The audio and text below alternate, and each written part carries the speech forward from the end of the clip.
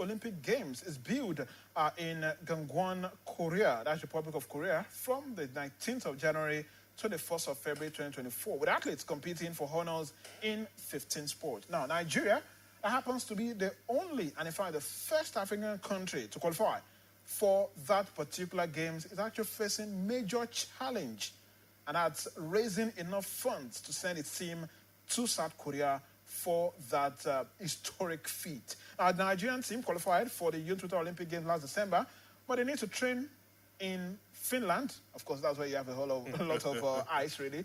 And South Korea before the game starts in January. And with less than 56 days to the start of the game, the team is running out of time. I'm Danmola Daniel. He is the president, Nigerian Curling Federation, and he joins me on the show from Paderborn, Germany, this lovely morning. So, Danmola, good morning. Good morning, all my beautiful fans in Ibadan, right? I mean, it's so excited to have you on the show. The last time we had you was 2 years ago, I guess. That's true. Mm-hmm. That's very true. Well, since that time, up to this moment, can you just let us in what has been happening in that federation? Yeah, a lot has happened so far. We've been able to, break so many barriers, break so many records, put Nigerian name in global map. Anywhere you see them playing curling sport, either in Europe, Asia, America, anywhere on the face of the planet Earth, you will see the green and white flag flying. In fact, the European Championship they played last week, proudly could see Nigerian flag hanging in there, and people wondering what an amazing thing that these people have done for the country. They don't believe that a typical African country could come into this sport, hold their ground, win matches upon matches, placing the giant of Africa as a power hub in Africa when it comes to ice sport. We've been breaking so much ground, not to talk about the Youth Olympics that we qualified for. And good enough, we did that in style. We didn't do it with the foreign-based athlete. We did it with all the secondary school pupils back there in Nigeria. That was an amazing feat. And again, there is another history attached to that qualification. We are the first country in history to qualify for two disciplines of any kind in the curling world. No country has ever actualized that before. This is the first time an African country is breaking another barrier. We qualify for mixed and mixed double. All the countries that are coming in for one discipline. Whoa. They are not coming for two disciplines. So I think I could go on and continue spilling here. If you allow me, I'll bridge till tomorrow. Yes. I know you've achieved so much for that sport. Very strange sport here in Africa, strange sport in Nigeria, and you've been pushing boundaries to ensure that we are well represented on the globe. Now, let's talk about the forthcoming Winter Youth Games. Tell us about the qualification process, how you managed to make use of home-based players, secondary school students, to achieve that qualification. Historic one. Well, the history is there. We've made the history, but what I rather want to, expatiate on this morning, if you permit me. We'll come to that, definitely. We'll come to that. But let's talk about how you manage to put those young lads together with limited resources and qualify them for this historic competition. As the saying goes, he who plays the piper dictates the tune when it comes to some few things, not in all. You understand? We tried our best, to come back home from the clinicals we've been doing. I've been on your show on 2 occasions in the year past. You saw the grassroots developmental program put in place, and that is the syllabus we've been following till date. So what we did was to still come back. We come back every time to do clinics back home, at least 4 or 5 clinics in a year. During those clinics, we selected these young lads that you just seen that made history for the country. Those are the young lads we now took outside. We brought them outside here. We trained them on the techniques and everything. But back home, we use floor coiling equipment to train them. So what we did was just to select them in various part of the country, announce them together, bring them to a 3-4 days camp before they leave to Europe for training. Having done that, then graciously we have a slot for Africa that we should slug it out with the Europeans. And they didn't say Africans get automatic ticket and go. You just have to get in there and slug it out with the very best of the best in the world, which are the Europeans, the Americans, the Asians. For us to come out, victorious, it cost us a lot. Basically, myself, my directors, and then yours truly, my family, everyone from my own board, we've been working tirelessly night and day, not minding the odds. Some of them are in the Americas, some of them are here in Europe, but some are in Africa. So pulling all what we could to make sure that the green and white flag is represented anywhere you see ice, basically calling sport in the world, cost us a lot. And to God be the glory, those kids, they held their own for children that has never seen ice, nor they've ever been to winter country before. And, for them to hold their own, pick up the ticket, not just one slot, 2 slots, mix and mix up for the country. It should be something that the country should not query at all. They should pull their weights behind this kit. Even 2 of them means their promotional exam for the country. I keep repeating this because it touches all part of the things we are doing. If they could sacrifice that for the country, how much more? Do they think that it's only football that can bring glory to the motherland? No. They shouldn't be doing that.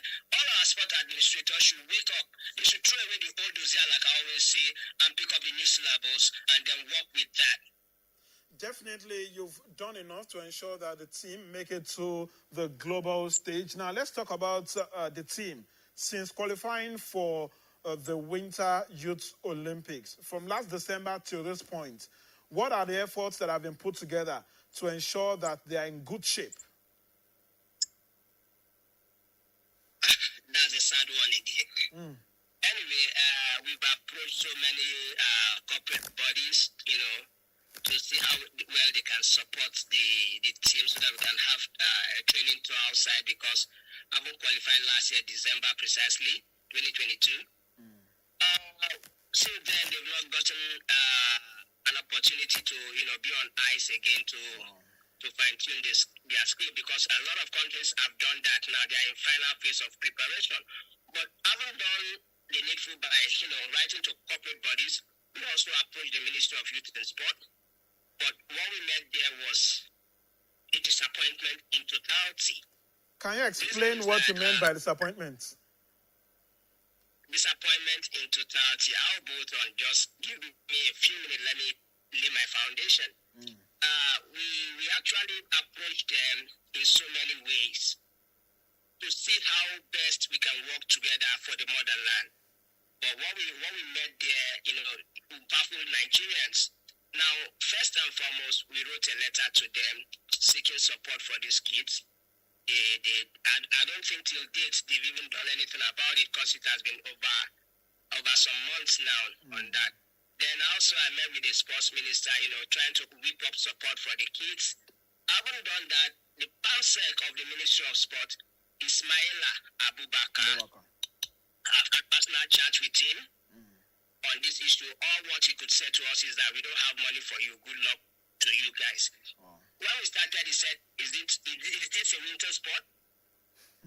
Winter sport again? I was so shocked, you understand? I have every proof and every other things here, which if the press wanted, I can put it out there. He told us outrightly that they cannot do anything for these kids. And the one that shocked us the most was when we requested for note verbal for them to obtain their visas for the Finland training we're going to do in this December, because the windows are closing on us. We only have 55 days more to go. They told us they couldn't do it. Now, the acting director of FID, Amaka Eshiofu, told someone to tell us that they cannot issue the letter. Till they didn't issue the letter. Wow. They didn't issue the letter, ordinary letter of note verbal to obtain these visas. And how God will have his way, we have to pull our strings. Recently, we just got their Spanish visa yesterday for them to fly. Without the help of the ministry, they refused us, and we were able to pull another way around. Wow. What a country. What a country. Now, are these people competent in being the helm of the affairs of sport in Nigeria? That's my question. Are they competent? In most recent days, I had the same assistant acting director of FEED, the same Mrs. Amaka Oshefu, saying that NOC is under the Ministry of Youth and Sport. Yeah. Does this fellow knows what it takes to run sport in Nigeria or to be a sport administrator? I doubt it. They should look into that as well. But this is saddening. Mr. Danmola, We qualify with our own money, with our own everything.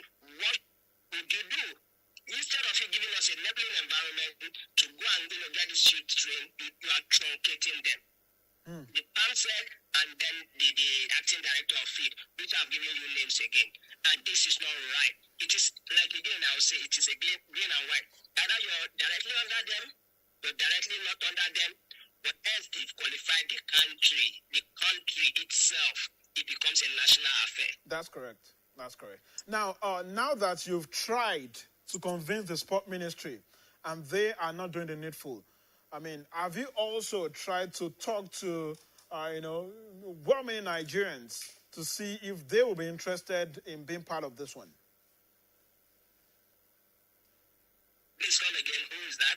I said, have you tried to, throw this out to private investors and see if you have one or two that can sponsor the team to the championship? We have done that. We can list names. We've submitted lots of proposals. Not one, not two, not 10, not 100, not 50, not 200. We've submitted a whole lot.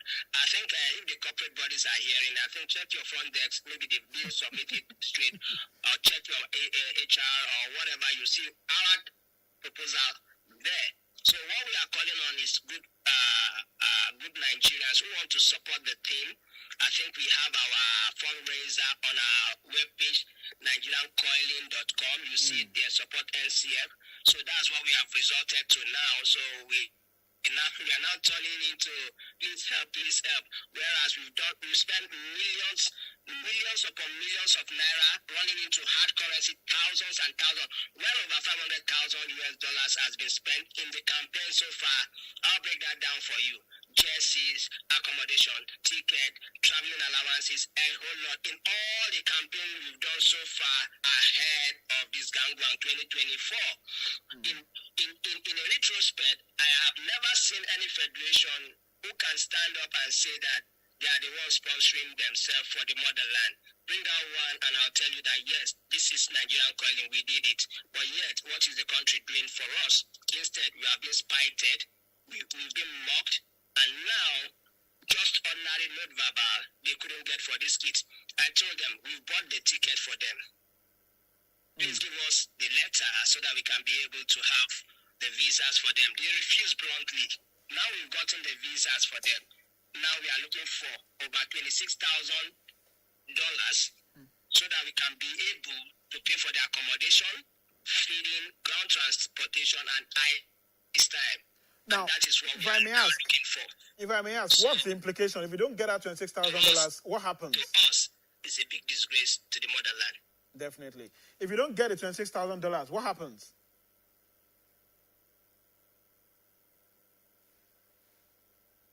Okay, I think we lost the president right there. He was actually calling in from Germany. Victor, all right, I think he's back. Mr. Danmola, can you hear me? Okay, I think we lost him. We'll continue to try and link him up. Victor, you listened to him already. They've put in so much work to ensure that these young lads, I get very passionate when we're talking about these young lads, these future stars. I get very, very emotional when I'm talking about them because they are the future of this country. And they've put in so much work. You listen to him. They started training the secondary school students. He even said some of them missed their terminal exams to qualify our country for this championship. And then he said they've spent so much. They had to train them on normal ground here, then flew them out of the country to Europe to participate in a campaign, qualifiers, and they've qualified. Support is not coming from the ministry, not coming from anywhere. Well, it's quite sad, given what they have experienced, because you don't need a soothsayer to actually tell you about these things. It's clear for all to see. It's crystal clear. You're starting from the scratch with this lad, so you're starting, from the very beginning. And of course, these guys are young. This is the moment where you actually show them that they have made sacrifices that are worth it.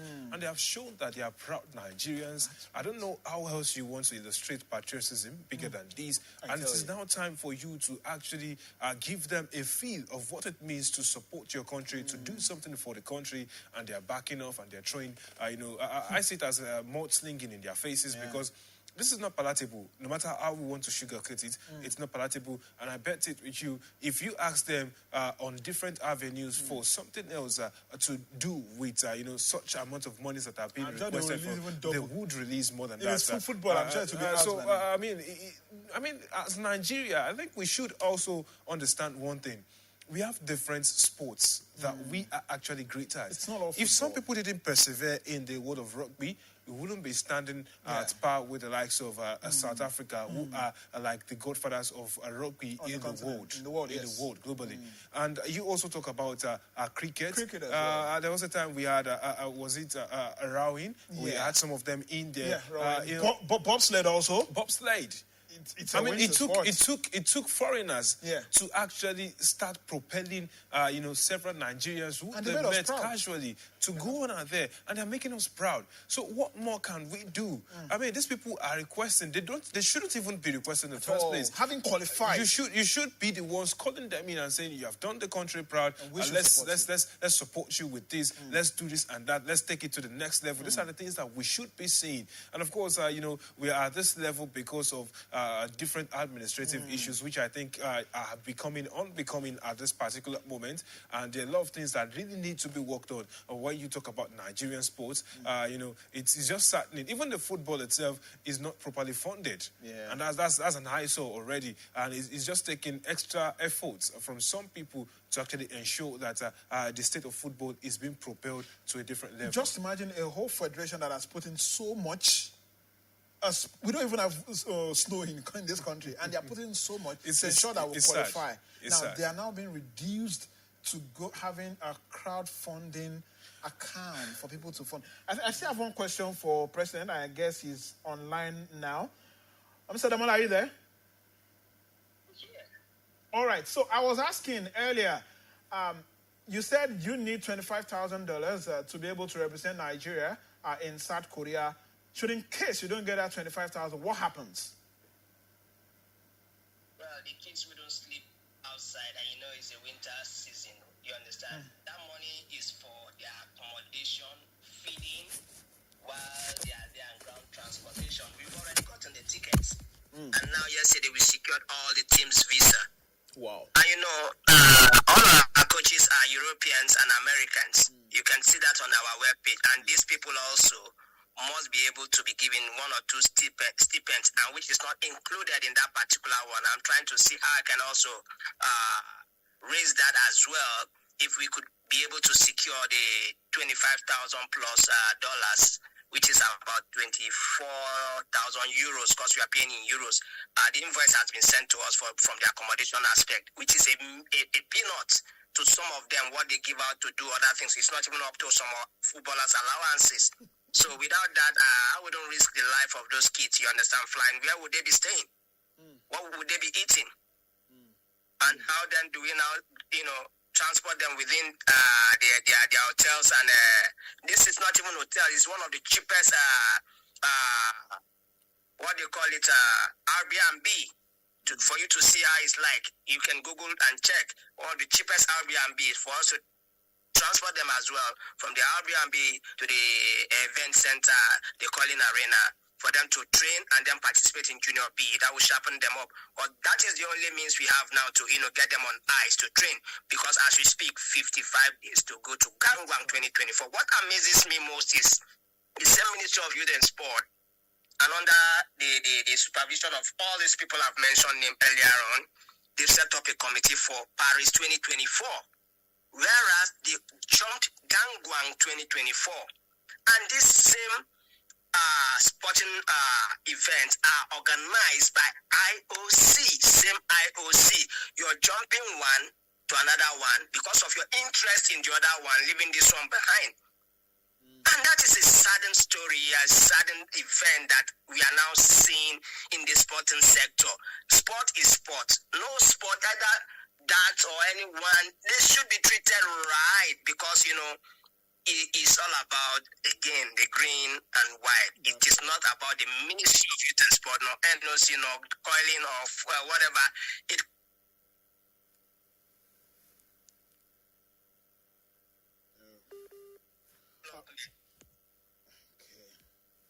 Well. Okay, we lost Mr. Danmola there. Quite pathetic situation, but we just hope that things will get better and our young stars won't be made to sleep outside in South Korea. It's winter. I can't just imagine that.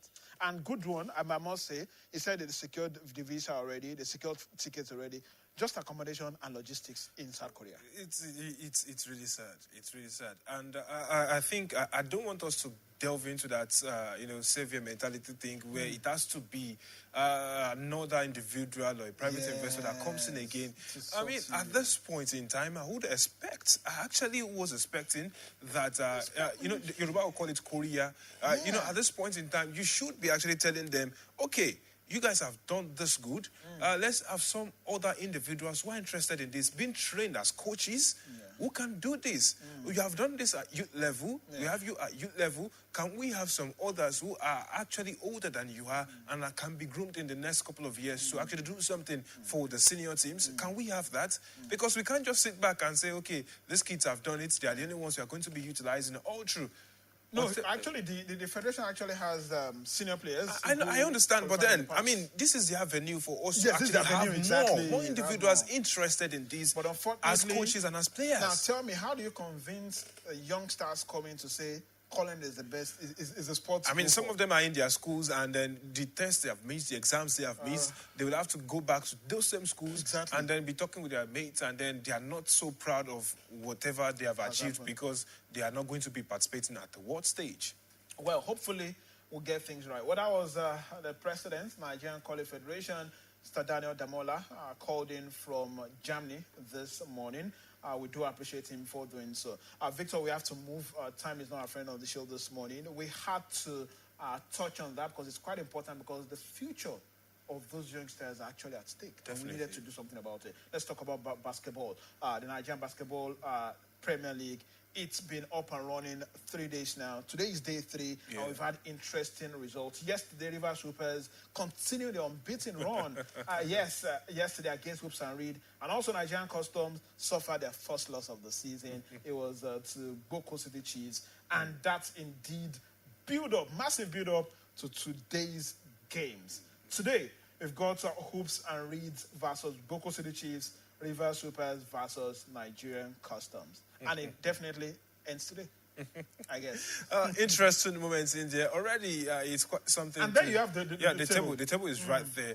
River Supers. It's very interesting to see River Supers, like I mentioned. But then the upset I thought I would see, the other day on radio we were talking about it, and I felt maybe I would see 1 or 2 upsets. Maybe it's today. Not happening. Maybe today will be the day I would see that upset. But then, of course, Boko City Chiefs, they are doing strongly all the way from Makodi.